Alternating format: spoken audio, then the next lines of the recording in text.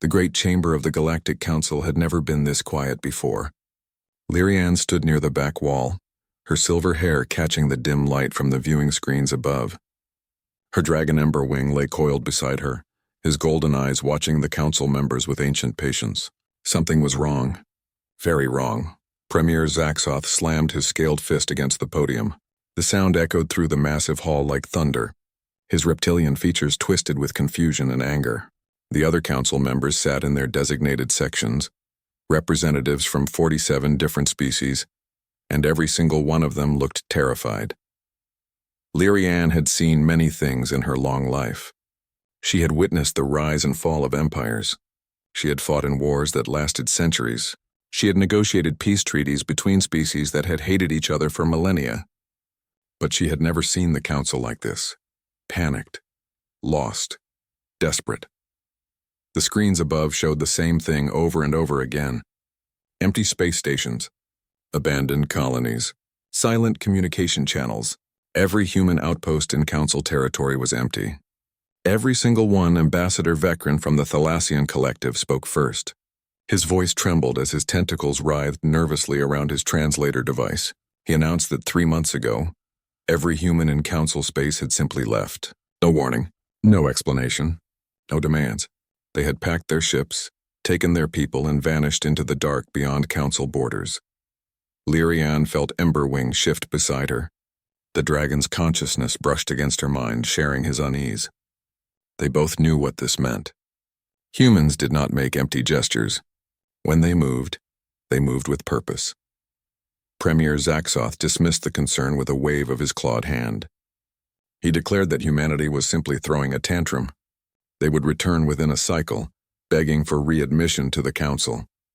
After all, what could they possibly achieve on their own? The council was the center of galactic civilization. Everyone needed the council. Lyrianne said nothing. She remembered the last time she had seen a human in this chamber. Katie Morrison had stood at that very podium 3 months ago. The human ambassador had been young by her species' standards, perhaps 40 cycles old. But her eyes had carried the weight of something far older. Disappointment, not anger, not rage, just deep, tired disappointment. Katie had delivered a simple message that day. Humanity was withdrawing from all council affairs. They would honor existing trade contracts until their expiration, then cease all commercial relationships. They would remove all military assets from council space within 30 days. They would take every human citizen, every human ship, every piece of human-built infrastructure, and return to their own territory. The borders of human space would be closed to all council species indefinitely. The council had laughed. Premier Zaxoth had actually laughed. He had asked Katie if humanity realized how foolish they were being. Who would protect their colonies? Who would buy their resources? Who would share technology with them? Katie had smiled then. It was not a happy smile. She had replied that humanity had been protecting council colonies for 200 cycles. Humanity had been selling resources at below-market rates to help struggling council worlds. Humanity had been sharing technology freely while receiving almost nothing in return. Perhaps, she had suggested, it was time for the council to discover what it could do without human charity. Then she had walked out. Every human in the chamber had followed her. Within 30 days, every human everywhere in council space had done the same. Lyrianne closed her eyes and remembered earlier times. She had first met humans 60 cycles ago, when they had just achieved faster-than-light travel and stumbled into council space. They had been so eager, so hopeful, so ready to join the galactic community. The council had welcomed them at first. Humans were physically weak compared to many species. They had no natural armor, no claws, no venom. But they were clever, adaptable, creative, and they bred quickly, providing a ready supply of colonists and soldiers. It had started small. A request here and there for human troops to supplement council forces. Humans were good fighters after all. They did not have the strength of the Kraventhi or the speed of the Vex. But they had something else: determination. They simply refused to quit, even when any reasonable species would surrender. Then came the technology sharing. Humans had a gift for engineering. They could look at a problem from angles other species never considered. The council had asked them to help improve shield generators, refine weapon systems, optimize life support. The humans had agreed, sharing their innovations freely, believing it would earn them a proper seat at the council table. It never did. Lyrian had watched as year after year, cycle after cycle, humanity gave and gave and gave. They sent their soldiers to die in council wars. They sent their engineers to solve council problems. They sent their diplomats to negotiate council disputes, and in return, the council had given them nothing but empty promises. She remembered Amy Chen. The human scientist had become a friend during a joint research project 15 cycles ago. They had spent long hours in the laboratory, working on medical advances that could save millions of lives across council space. Amy had been brilliant, kind, and patient. She had also been sad. One night, after a particularly long session, Amy had told Lyrian something she would never forget. She had said that humans were not angry at the council. They were disappointed. They had come to the stars expecting to find friends and partners. Instead, they had found employers and exploiters, species that saw them as useful tools rather than equals. Lyrian had protested. She had insisted that not everyone in the council thought that way. She herself valued humanity greatly. She respected them. She considered many humans to be friends. Amy had smiled at that. She had asked Lyrian a simple question. When the council voted to deny humanity a permanent seat despite their contributions, where had Lyrian's voice been? When the council decided to send human troops into the meat grinder at the Battle of Krevix, while keeping their own soldiers in reserve, where had Lyrian's objection been? When council members had repeatedly stolen human technology and claimed it as their own, where had Lyrian's protest been? Lyrian had not answered. She could not answer, because Amy was right. Now, standing in the council chamber listening to the premier rant about human ingratitude, Lyrian finally understood. Humanity had not left because they were angry. They had left because they were tired. Tired of being used, tired of being dismissed, tired of hoping that someday, somehow, the council would see them as equals rather than assets. Emberwing's voice rumbled in her mind. The dragon reminded her of an old saying from his kind. The greatest warriors were not those who won every battle. They were those who knew when to stop fighting battles that could never be won. The council continued to debate. Some members wanted to send ships to human borders and demand they return. Others suggested economic sanctions. A few even proposed military action. All of them were fools. They still did not understand. Lyrian watched the empty space stations on the screens above. The humans had left everything intact. The buildings were pristine. The systems were functional. They had not sabotaged anything. They had not destroyed anything. They had simply left behind everything they had built for the council and walked away. On one screen, she could see the main plaza of New Terra, the first human colony in council space. In the center of the plaza, written in letters 10 meters high, was a message. We built this with our own hands. Let's see what you can build with yours. Premier Zaxoth declared that the council would send an expeditionary force to demand humanity's return. He called for volunteers to lead the mission. The chamber fell silent. No one wanted to be the one to crawl to humanity and beg. Finally, Lyrian stepped forward. Emberwing rose with her, his massive form casting shadows across the chamber floor. She announced that she would lead the expedition. Not to demand, not to threaten, but to understand. Someone needed to find out what humanity was planning. Someone needed to discover whether the silence was truly permanent or just the calm before a storm. The council agreed. They had no choice.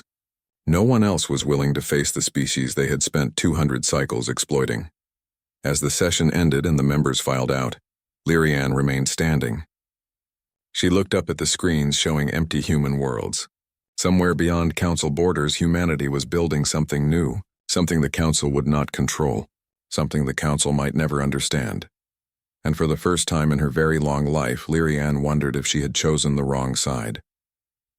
6 months had passed since humanity closed its borders. Lyrian stood on the observation deck of the council medical station above Proxima Tertius, watching doctors and nurses scramble through the corridors below. The panic in their movements told her everything she needed to know. Another system was failing. Emberwing lay beside her, his presence a comfort in the growing chaos. The dragon had lived for thousands of years and had seen civilizations rise and fall. He shared his thoughts with her through their bond. This collapse was different from others he had witnessed. It was not violent. It was not dramatic. It was simply the inevitable result of taking something essential for granted until it was gone. The medical station had been built 40 cycles ago. Inside, human engineers had designed the life support systems. Human technicians had maintained the quantum stabilizers. Human doctors had trained the staff in advanced surgical techniques. Now, 6 months after the last human had left, the systems were breaking down one by one. The chief medical officer, a Thalassian named Varix, approached Lyrian with exhaustion evident in every movement. He explained that 3 more patients had died overnight because the regeneration pods stopped working. The council engineers could not fix them. The technology was too complex. The human instruction manuals might as well have been written in an alien language for all the good they did without human teachers to explain them. Lyrian asked why they had not learned to maintain the systems themselves. Varix's tentacles drooped with shame. He admitted they had always assumed humans would be there to handle it. Why learn to do something when someone else would do it for free? This scene was playing out across council space. Power grids flickered and died on colony worlds. Water purification systems failed. Agricultural processors broke down. Climate regulators malfunctioned. Every piece of infrastructure that humans had built or maintained was slowly grinding to a halt. But the infrastructure collapse was not the worst problem. 3 weeks ago, the Creventhi Empire had attacked. The Creventhi were the monsters that lived in every species' nightmares. They were massive, heavily armored, and bred for war. For centuries, they had tested council borders, probing for weaknesses. For centuries, the council had held them back. But the council's success had depended on one crucial element: human strategic doctrine. Lyrian received the emergency transmission while visiting the ruins of New Terra. The Creventhi had struck 3 border systems simultaneously. Council fleets had responded according to standard defensive protocols. The Creventhi had crushed them. The casualty reports were devastating. 23 ships destroyed, 15,000 personnel dead or missing, 2 colony worlds under occupation, and the Creventhi were advancing deeper into council territory. Emberwing had flown her to the nearest council military headquarters immediately. What she found there was chaos. Admiral Corvin, a veteran officer from the Vex swarm, stood over a tactical display showing red enemy markers spreading like a disease across the map. His compound eyes flickered with stress as he explained the situation. The council had always relied on human tactical advisors. Humans saw patterns that other species missed. They could predict enemy movements with uncanny accuracy. They developed strategies that turned certain defeats into unlikely victories. Without them, the council fleet commanders were fighting blind. Corvin admitted something that must have been painful for a military officer to say. The council did not actually know how to fight a war on its own. For 200 cycles, humans had been doing the thinking. Council species had simply been following orders and taking credit for the victories. Lyrian felt sick. She had known the council relied on human help. She had not realized how completely dependent they had become. She asked Corvin what would happen if the Creventhi kept advancing. The Admiral's silence was answer enough. Without human strategic support, the council would fall. Not quickly, not dramatically, but inevitably. Before heading to the war front, Lyrian had made a pilgrimage to New Terra. The human colony world was exactly as they had left it. Buildings stood pristine and empty. Gardens grew wild but healthy.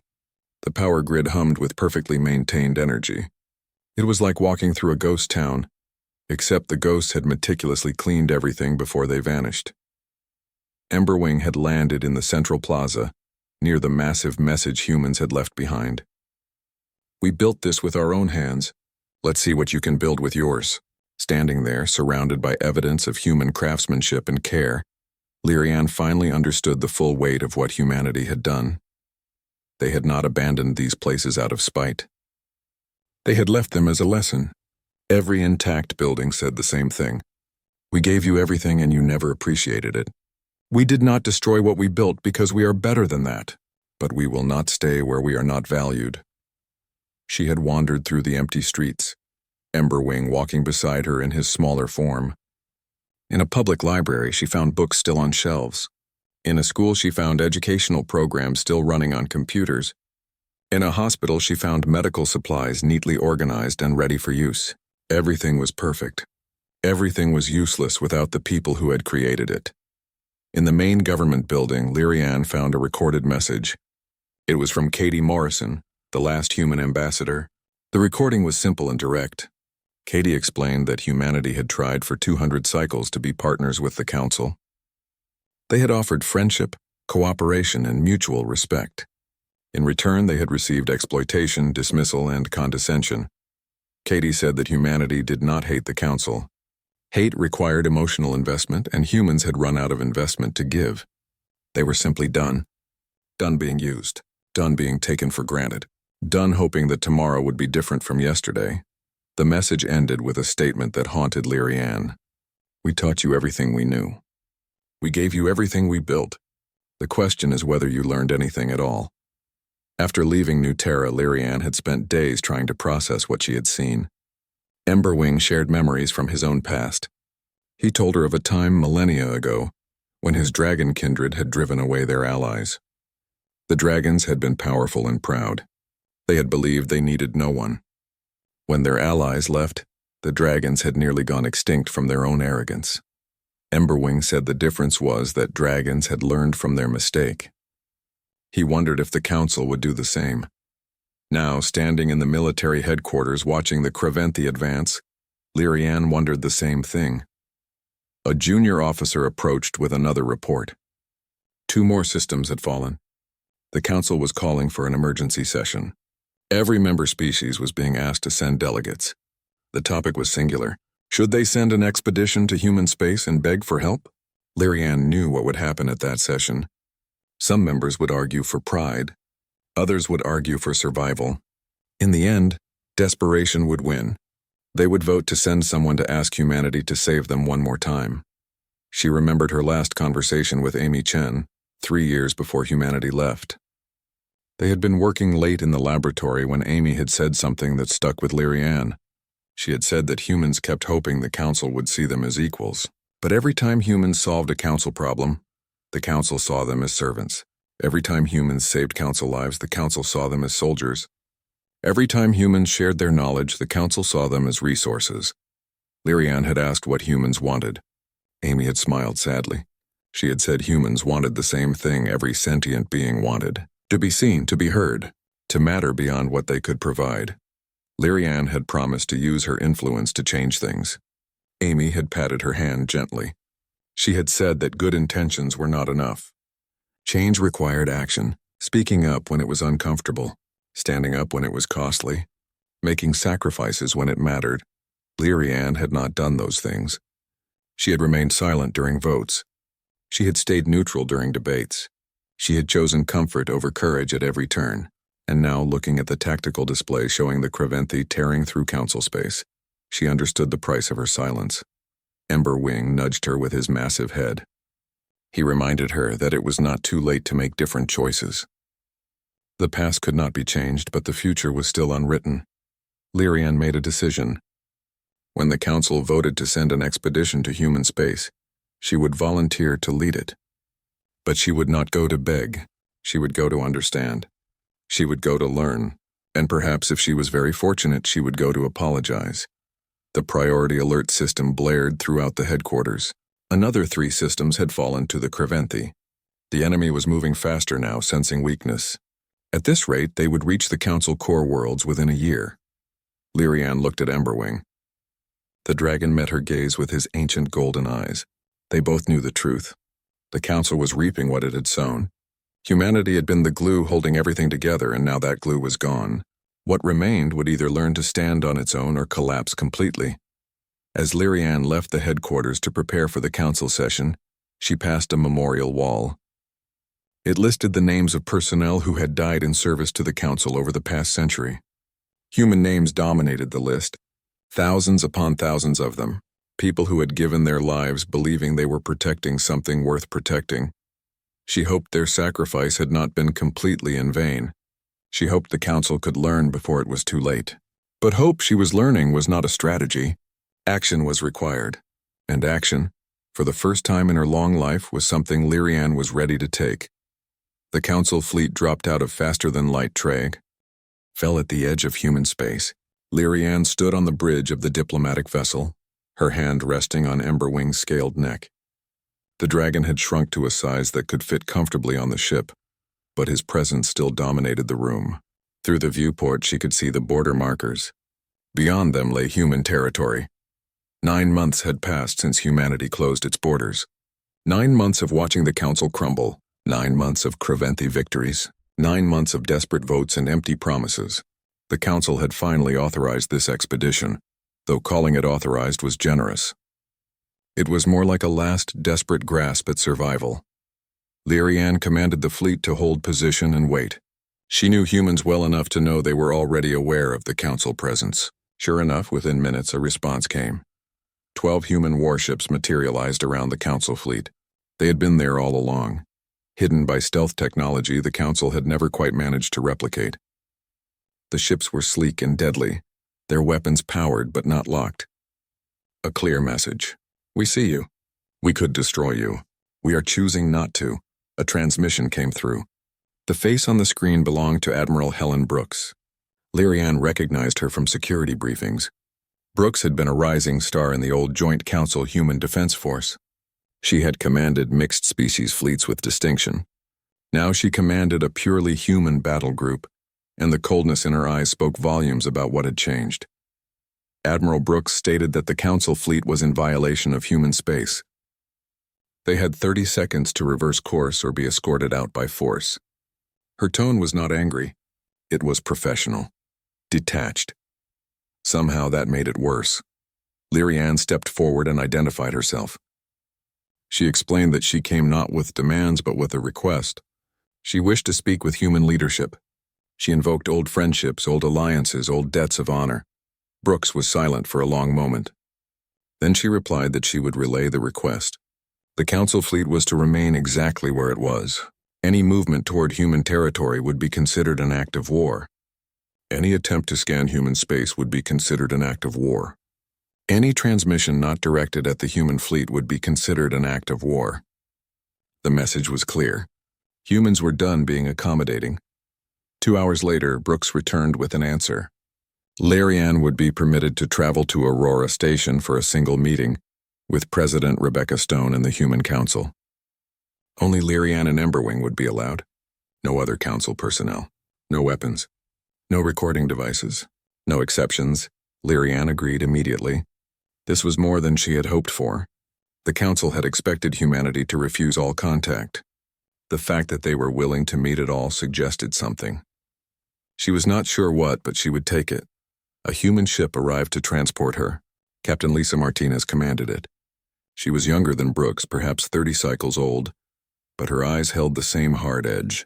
She greeted Lyrianne with correct military courtesy and nothing more. No warmth, no friendliness, just efficiency. The journey to Aurora Station took 3 days. During that time, Lyrianne saw things through the viewport that made her heart sink. Human space was thriving. New stations under construction, colony ships heading to distant systems, trade convoys moving between worlds. The humans had not been hiding or preparing for war. They had been building, growing, moving forward without the Council. Emberwing shared his observations through their bond. The dragon noted that human ships moved with confidence. Their crews worked with precision. Their civilization showed no signs of the chaos-consuming Council space. They had not needed the Council. The Council had needed them.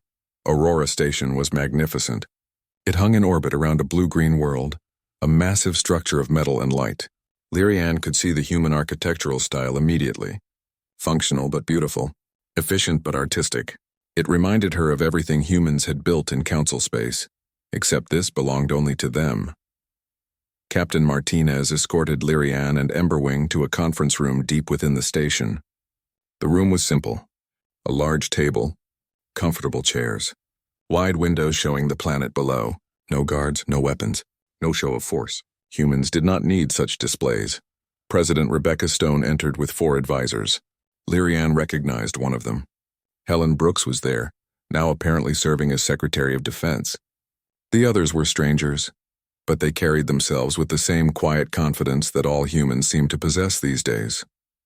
President Stone was a woman in her 50s, with gray streaking her dark hair and lines around her eyes that spoke of hard decisions made and harder consequences accepted. She gestured for Lyrian to sit. Emberwing coiled behind Lyrian's chair, watching everything with his ancient gaze. Stone began without preamble. She stated that she knew why Lyrian was here. The council was collapsing, the Creventhi were winning, the infrastructure was failing, and the council wanted humanity to fix it all. Again. Lyrian started to speak, but Stone raised a hand. She said there was something Lyrian needed to see first. Understanding required context. The lights dimmed. A holographic display activated in the center of the table. It showed a memorial. Names. Thousands upon thousands of names, each one glowing softly in the darkness. Stone explained that this was a record humanity had kept for 200 cycles. Every slight, every betrayal, every time council members had used human blood to protect their own interests while denying humans basic respect. The memorial was not public. Most humans did not even know it existed, but human leadership had maintained it, hoping that someday it would not be necessary. Hoping that someday the council would change. The display shifted. Now it showed battles. Lyrian recognized some of them. The defense of Krevix, the siege of Torvan, the liberation of the Helios cluster. In each one, human soldiers had taken the most dangerous positions. Human ships had served as shields for council vessels. Human lives had been spent like currency. Stone read numbers. 847,000 human soldiers had died in council wars. Wars that humans had begged the council to resolve diplomatically. Wars that could have been prevented if council members had been willing to make the same sacrifices they demanded from humanity. Lyrian felt tears on her cheeks. She had known the number was high. She had not known it was this high. The display showed more. Council votes where humanity had been denied representation. Technology sharing agreements where humans gave everything and received nothing. Trade deals weighted heavily against human interests. Diplomatic incidents where humans were blamed for council failures. 200 cycles of documentation. 200 cycles of proof. Stone let the display run until it finished. Then she looked at Lyrian with eyes that held no anger, only sadness. She said that humanity had not left in anger. They had left in disappointment. The council had taught them a valuable lesson. They had taught humanity that they were expendable, that their lives mattered less, that their contributions would never be enough to earn equality, so humanity had made themselves unnecessary. If the council believed humans were expendable, then the council could learn to exist without them. It was simple logic. Lyrian found her voice. She said she understood. She apologized. She admitted that she had failed humanity. She had liked them, respected them, even called some of them friends. But she had never stood up for them when it mattered. She had never used her influence to demand they be treated as equals. She had been complicit through her silence. Stone nodded slowly. She said that Lyrian's honesty was appreciated, but apologies could not undo 200 cycles of exploitation. Words were easy. Actions were hard. Lyrian asked what humanity wanted. Stone smiled, but there was no humor in it. She said humanity wanted nothing from the council, nothing at all. That was the point. Humanity had finally stopped wanting anything from people who would never give it freely. Emberwing spoke then, his deep voice filling the room. He said that in his long life he had seen many civilizations make the same mistake the council had made. They took their allies for granted. They used them. They exploited them. And when those allies left, the civilizations fell. He said that dragons had once done the same thing. His kind had driven away their allies through arrogance and pride. Dragons had nearly gone extinct before they learned humility. He asked if the council would learn before it was too late. Stone regarded the dragon with interest. She said that was not humanity's concern anymore. The council had made its choices. Now it would live with the consequences, or die with them. Either way, humanity would not interfere. Lyrian felt desperation rising. She asked if there was nothing that could change their minds. No gesture. No offering. No promise. President Stone stood and walked to the window. She looked down at the planet below. She said that 3 days ago, a council ship had tried to sneak across the border. It had been carrying a strike team, probably hoping to steal technology or capture human personnel for interrogation. Human forces had destroyed it instantly. She turned back to Lyrian. She said that was the current state of council human relations. Trust was gone. Respect had never existed. All that remained was disappointment and closed borders. But then Stone said something unexpected. She said humanity was not completely heartless. They would offer two things. First, sanctuary for refugees. Any civilian from any council species who wished to escape the Creventhi could apply for asylum in human space. Humanity would not punish innocents for their leaders' mistakes. Second, if the council survived its current crisis, if it managed to defeat the Creventhi through its own efforts, then humanity would consider opening limited trade relations, not as members of the council, not as subordinates, but as equals dealing with equals. Lyrian understood what Stone was really saying. Humanity would not save the council. The council had to save itself. Only then would humanity even consider renewed contact. She asked why Stone was offering even this much. Stone's expression softened slightly. She said that many humans had loved the dream of what the council could have been. A true alliance of equals, a civilization built on mutual respect and cooperation. That dream had died, but its memory still mattered to some. The meeting ended.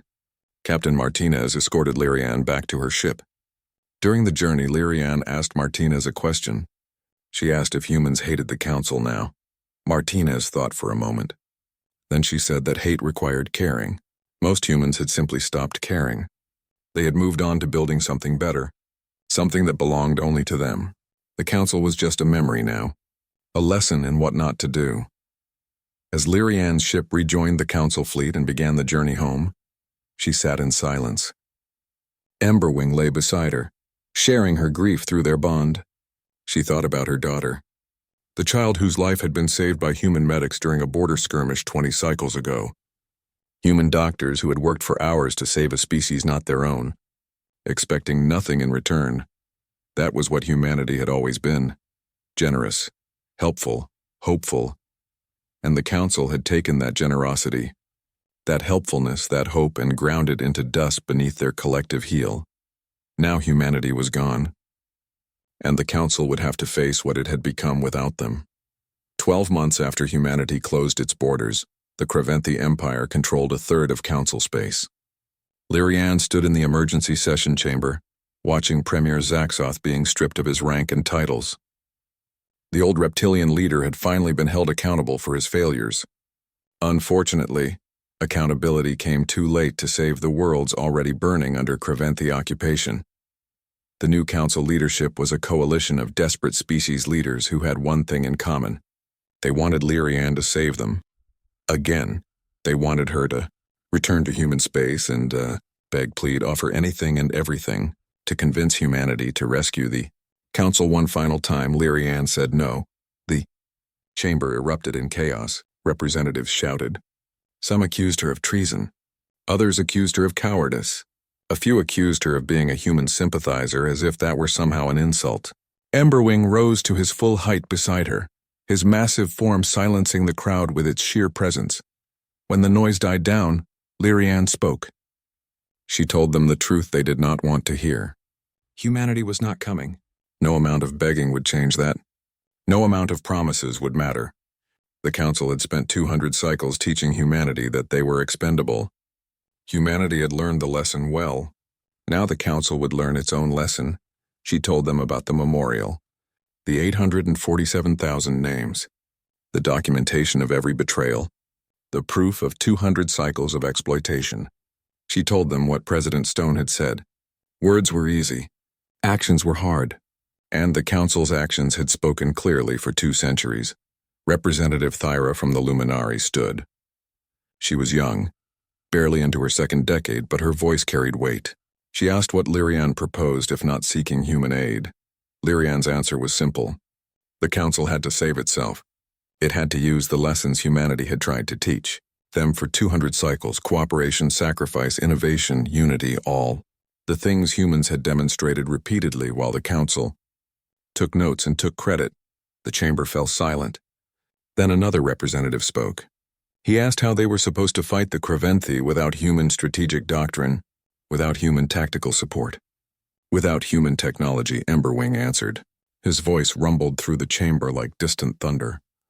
He said that humanity had not kept secrets. Every strategy they developed had been shared. Every tactic they pioneered had been taught. Every innovation they created had been documented. The knowledge was all there. The Council had simply never bothered to learn it because humans had always been there to do the thinking. Lyrian added that she had spent the past 3 months studying human military doctrine. She had read the manuals humans left behind. She had analyzed their battle records. She had interviewed officers who had served alongside human commanders. And she had discovered something remarkable. Human strategies were not complex. They were simple. Almost brutally simple. They worked because they focused on fundamentals. Know your enemy. Use your strengths. Cover your weaknesses. Fight as one unified force rather than 47 separate armies protecting 47 separate interests. The Council had never fought as one unified force. Each species protected its own territory. Each fleet served its own interests. Each commander sought glory for their own people. Humans had managed to make this chaos work through sheer force of coordination and tactical brilliance. But without humans, the chaos was just chaos. Thyra asked if Lyrian believed the Council could learn to fight effectively. Lyrian replied that she did not know, but she knew they had no other choice. Humanity had given them a gift by leaving. The gift of necessity, the gift of having to stand on their own or fall. The Council voted. It was close. Many members still wanted to crawl back to humanity. But enough agreed with Lyrian to form a new direction. The Council would make one final stand. Win or lose, they would do it themselves. Lyrian was appointed Supreme Commander of Council Forces. It was a title that had not existed before. Previously, each species had commanded its own fleets. The idea of a single unified commander was borrowed directly from human military structure. The irony was not lost on anyone. Emberwing volunteered to train Council forces in advanced combat techniques. The dragon had lived for millennia and had seen countless wars. He knew tactics that predated space travel. More importantly, he understood what humans had understood. War was not about individual glory. It was about collective survival. The first thing Lyrian did was consolidate the scattered Council fleets. She pulled back defenders from a dozen marginal systems and formed 3 concentrated battle groups.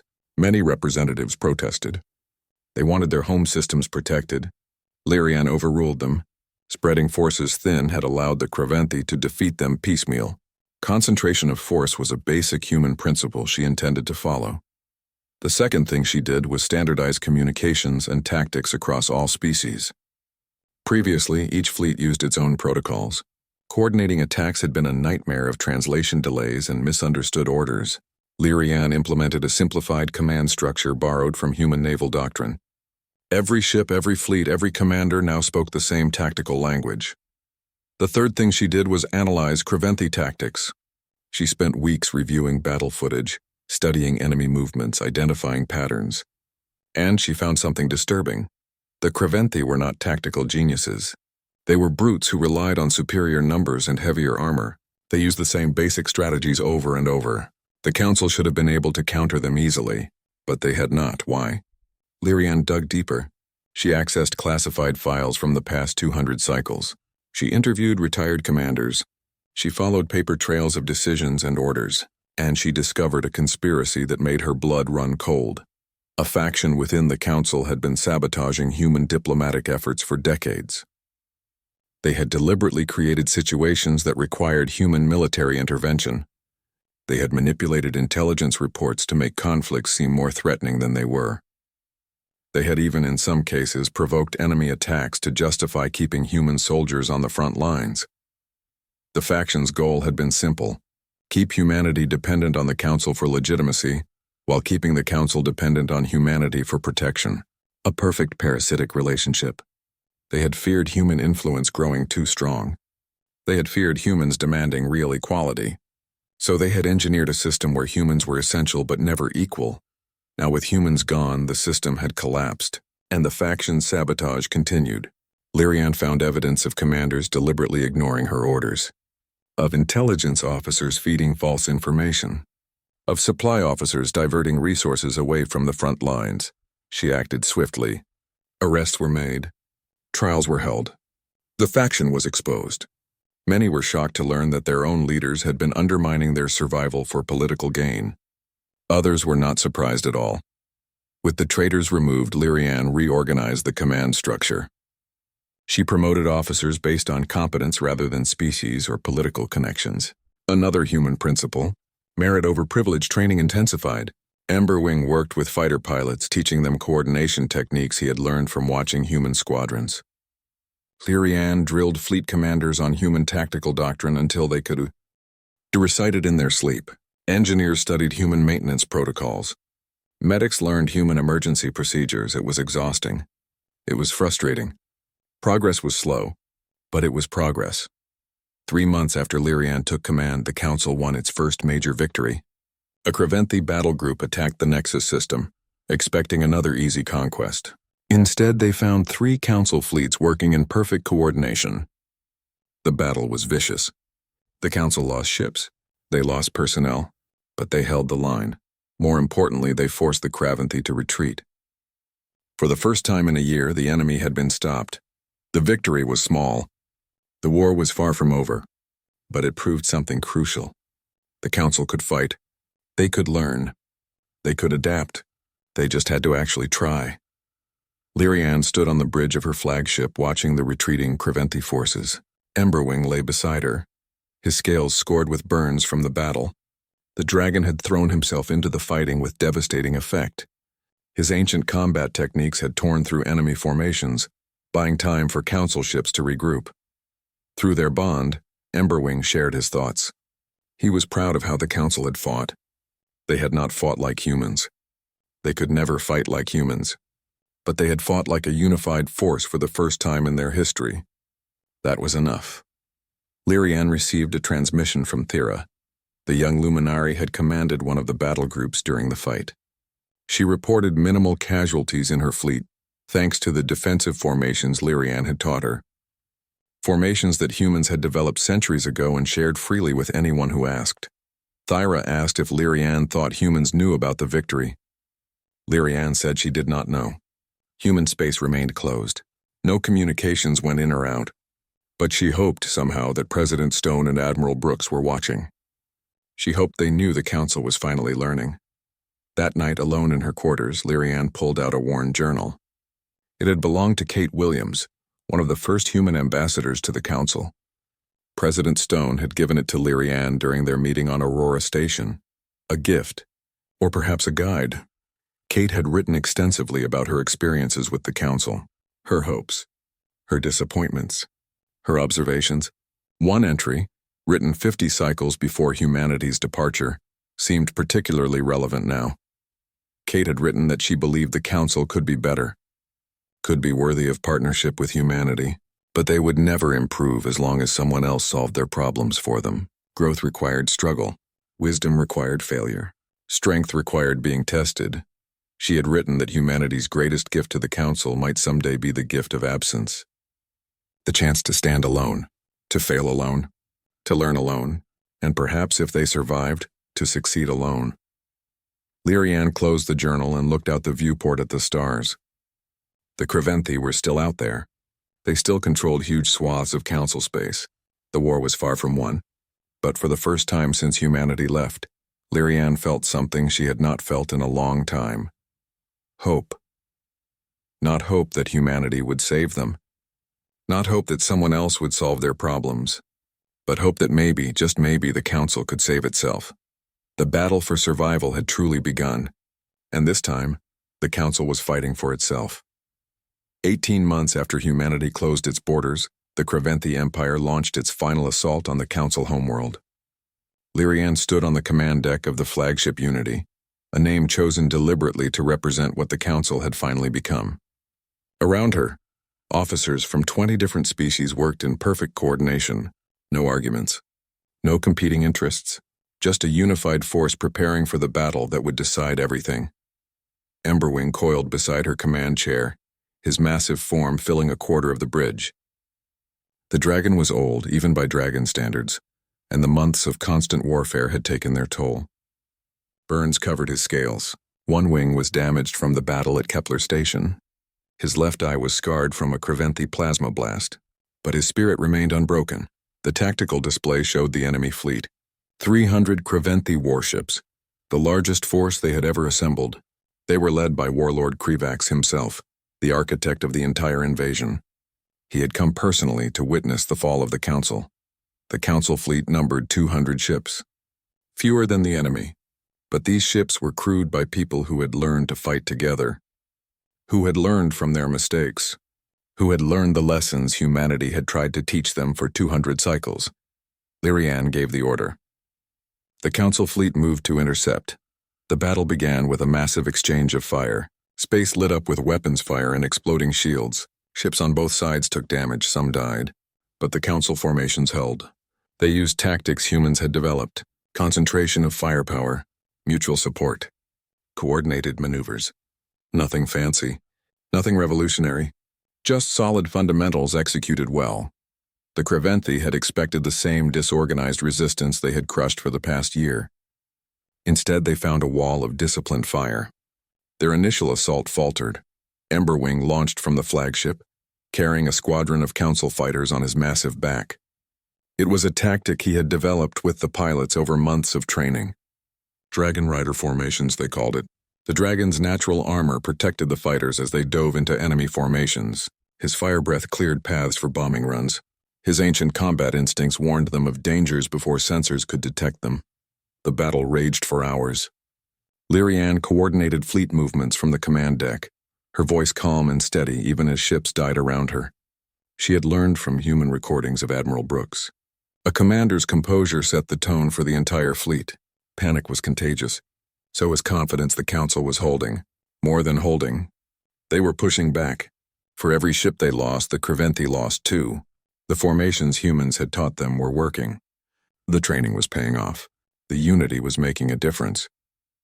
Then disaster struck. Warlord Krivax's flagship, a massive dreadnought, broke through the Council line.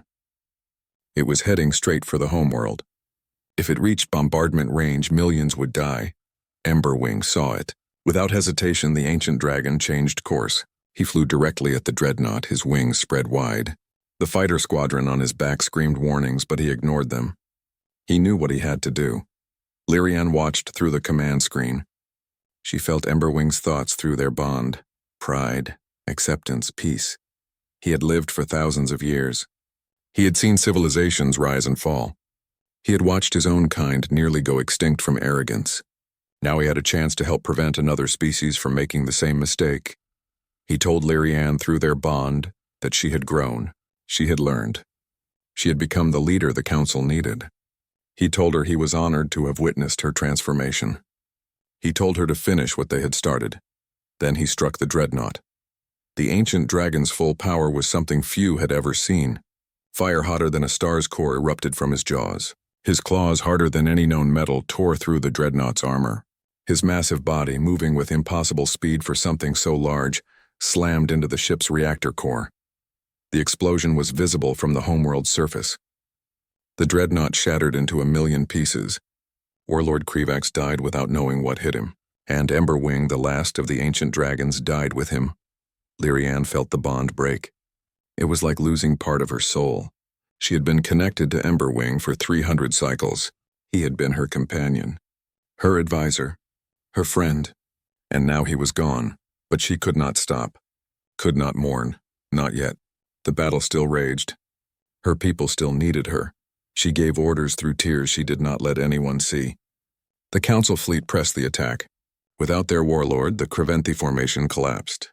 What had been a disciplined assault became a panicked retreat. Council ships pursued, driving them back, reclaiming space that had been lost. By the time the last Creventhi ship fled into hyperspace, the Council had won. Barely. At terrible cost. But they had won, and they had done it themselves. Lyrian sat in her command chair, exhausted beyond measure. Officers around her celebrated. Some cried. All of them knew they had witnessed something historic. The Council had saved itself. No outside help. No human intervention. Just their own courage, their own unity, their own determination. 2 days after the battle, Lyrian took a small ship to the edge of human space. She went. Alone, this journey was personal. The human patrol fleet appeared within minutes. Captain Martinez commanded it. She asked what Lyrian wanted. Her tone was professional but curious. News of the Council's victory had apparently reached human space. Lyrian said she did not come with requests. She did not come to beg. She came to deliver a message. She wanted President Stone to know that the Council had learned. They had faced their crisis. They had saved themselves. Whatever happened next, humanity had been right. The Council had needed to stand alone. She also wanted to thank humanity for the gift of absence, for the hard lesson that had forced the Council to grow, and she wanted humanity to know that a great dragon had died protecting the Council homeworld. Emberwing had given his life so that others could live. She thought humans who understood sacrifice would appreciate knowing that. Captain Martinez was quiet for a long moment. Then she said she would relay the message. She asked Lyrian to wait. 6 hours later, a transmission came from Aurora Station. President Stone appeared on the screen. She looked older than she had 9 months ago. Leading a nation was always aging, even when that nation was thriving. Stone said that humanity had been watching, not interfering, not helping, but watching. They had seen the Council's struggle. They had seen the unity finally forming. They had seen the transformation. She said that humanity mourned Emberwing. Any being who would sacrifice themselves for others deserved honor. Humans understood the price of such choices better than most. Stone said that humanity would not rejoin the Council. That door remained closed, but she would honor the promise made 9 months ago. Humanity would open limited trade relations, not as members, not as subordinates, but as equals dealing with equals. Mutual respect, fair exchange, no exploitation. It was not friendship. Not yet, maybe not ever, but it was a beginning. Lyrian thanked her. Before the transmission ended, she asked one question. Had the Council finally proven themselves worthy? President Stone smiled sadly. She said that was not for humanity to judge. The Council had to decide for itself what it was worth.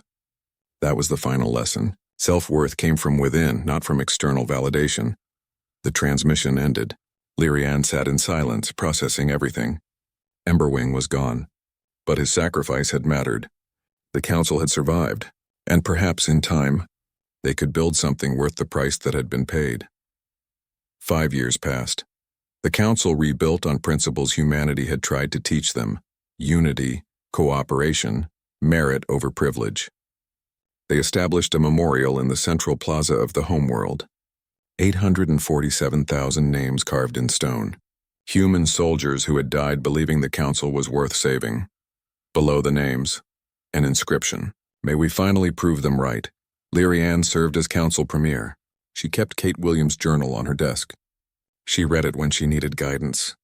She read it when she needed reminding of what the Council could become. Trade with humanity flourished. Not the exploitative relationship of the past, but genuine partnership. Humans sold technology at fair prices.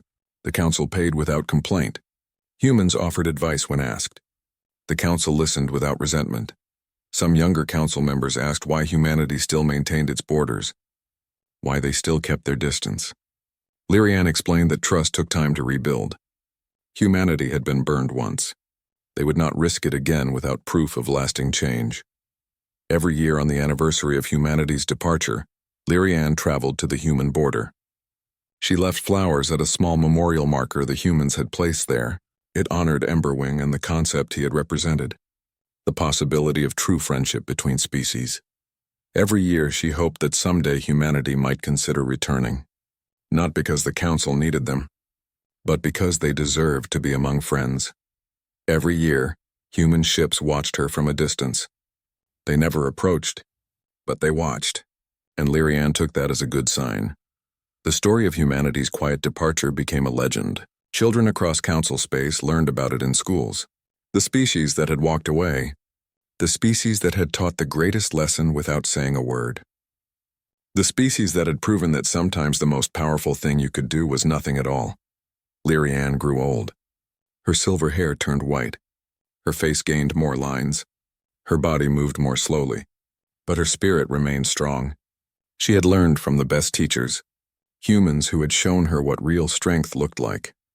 On her last day, surrounded by friends and colleagues, she thought about everything she had witnessed. The fall, the struggle, the redemption, the growth. It had been painful. It had been necessary. And it had been worth it. Her final words were simple. She said that humanity had given the Council 2 gifts: The first was 200 cycles of service. The second was the wisdom to walk away. Both gifts had been precious. But the second one had saved them. The council continued long after Lyrian was gone. They never forgot the lessons. They never forgot the price. And they never forgot the quiet dignity of a species that had loved them enough to leave. Somewhere in the vast darkness of space, humanity built their own future. They watched the council from a distance. They remembered what had been. And they hoped, as Lyrian had hoped, that someday there might be friendship again. But only when both sides were truly ready. Only when the relationship could be built on equality and respect. Only when both species stood as partners rather than one standing above the other. That day had not yet come. But the possibility remained, and sometimes possibility was enough.